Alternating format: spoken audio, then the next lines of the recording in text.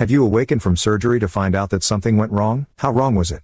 3. I had severe chest pain, was taken to the ER, doctors determined I was having a heart attack. 6 hours later I woke up in an empty operating room, except for a guy sitting in a glass enclosure. He immediately started screaming over the PA system he is breathing. Immediately doctors and the team came running into the OR and began working on me. I later learned the doctors were going to pronounce my death to my family, after working on me for 6 hours. The next day the team came to IC to say, I was truly a miracle. I thank God often for letting me live another 13 years, and still going strong. 4. I went in for a simple hysterectomy in July 2022. When I woke up in recovery I was told there had been a little complication and they did not do the surgery. The complication, I flatlined on the operating table and they had to do CPR to get my heart going again. This was 100% the anesthesiologist's fault as is issued too much too fast and said when my heart rate started to drop he administered something to bring it back up but it didn't work in time. However, he tried to blame it on me, saying I must have had a reaction. This was not my first surgery, and I never had any reaction to anesthesia before, including during a 12-hour maxillofacial surgery to correct TMJ. I did end up having the surgery in December 2022 and oddly enough, there was no mention of this issue in my medical records. I know this because I said something to the anesthesiologist the morning of my surgery in December and he couldn't find any record of it. I told him to just ask anyone that was there. They all remembered it. After my surgery in December I received a very detailed record of the entire surgery, what was administered,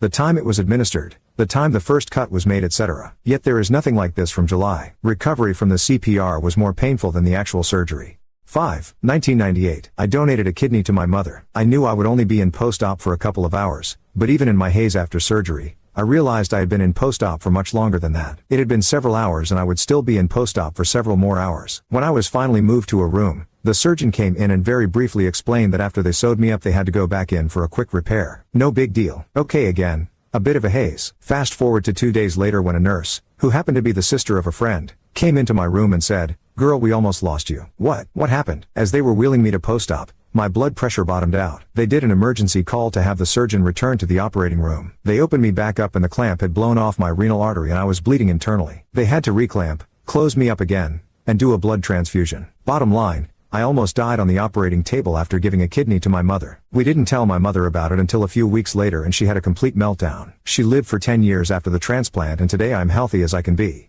#blessed.